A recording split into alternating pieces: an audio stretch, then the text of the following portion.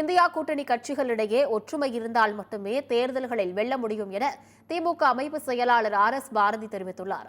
சென்னை அண்ணா அறிவாலயத்தில் செய்தியாளர்களை சந்தித்த RS பாரதி, அண்ணாமலை தன்னை சாட்டையால் அடித்துக் கொண்ட பின்பும் ஈரோடு கிழக்கு இடைத்தேர்தலில் திமுக வெற்றி பெற்றிருப்பதாக தெரிவித்துள்ளார். மேலும் இந்தியா கூட்டணி கட்சிகள் மனம் திறந்து பேச வேண்டும் என தமிழக முதலமைச்சர் மு ஸ்டாலின் வேண்டுகோள் வைத்திருப்பதாக கூறிய அவர், இந்தியா கூட்டணி கட்சிகளிடையே ஒற்றுமை இருந்தால் மட்டுமே தேர்தல்களில் வெல்ல முடியும் எனவும் தெரிவித்துள்ளார். தொடர்ந்து மத்திய அரசுக்கு அதிக வரி பகிர்வை கொடுக்கும் மாநிலமாக தமிழகம் இருந்தும் மத்திய நிதிநிலை அறிக்கையில் தமிழகத்திற்கு மட்டும் ஓரவஞ்சனை ஏன் எனவும் கேள்வி எழுப்பியுள்ளார்.